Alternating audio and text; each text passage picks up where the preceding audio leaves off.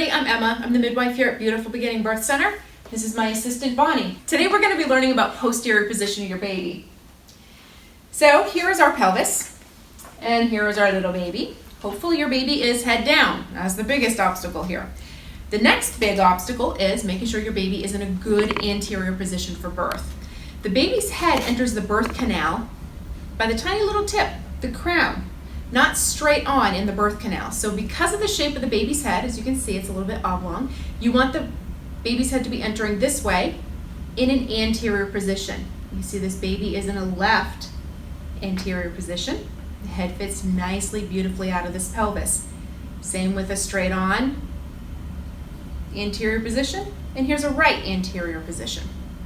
What you don't want to have happen is these big, heavy, firm skull bones dragging along the mom's spine, creating a much more interesting sensation during labor.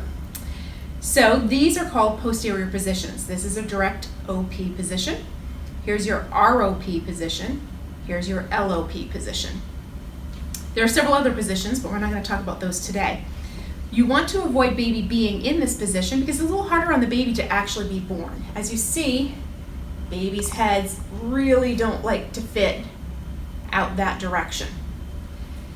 If during your prenatal care, your midwife is mentioning to you that your baby is in a posterior position, we want you to do some things to be proactive with preventing it and to be proactive with shifting that baby into a more ideal position.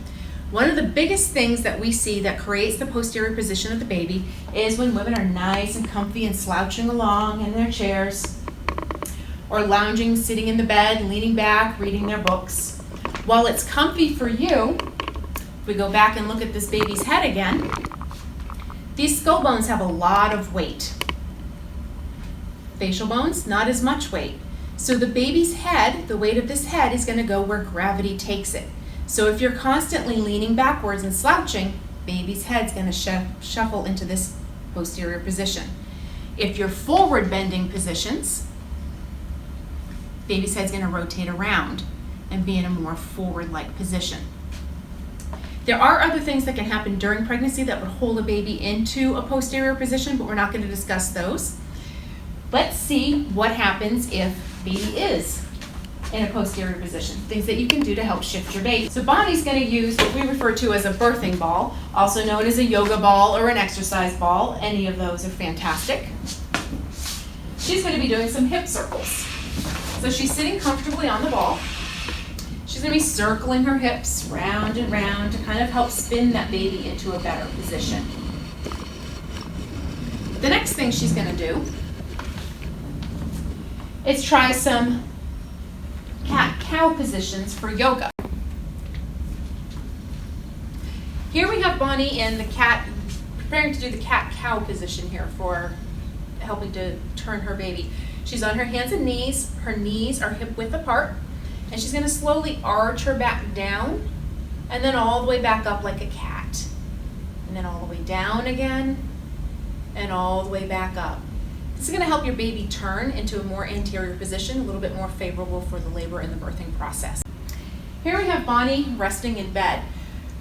Never sleeping on your back during pregnancy, kind of an important thing. So we're going to get Bonnie comfortable into a position that's going to help her baby turn from a posterior into an anterior position. So Bonnie, let's have you roll over onto your side so you're facing the camera. We're going to have your bottom knee nice and straight.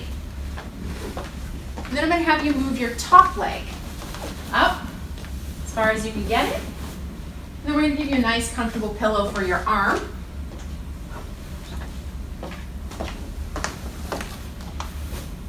I'm going to have you reach your arm all the way over, cradle, and roll as far as you can onto your side. That's perfectly comfortable. It feels a little bit stable for you. So having this knee up above the level of the hip, if possible, it's going to help that baby turn a little bit. You can also switch sides and readjust all of your pillows onto the other side. If you find that your baby is still sticking to a posterior position, one of the best things you can do is a chiropractic adjustment.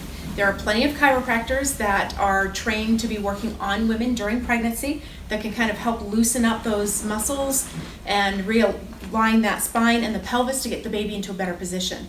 There's also acupuncture. You can do acupuncture and the acupressure seeds to kind of help facilitate that baby turning.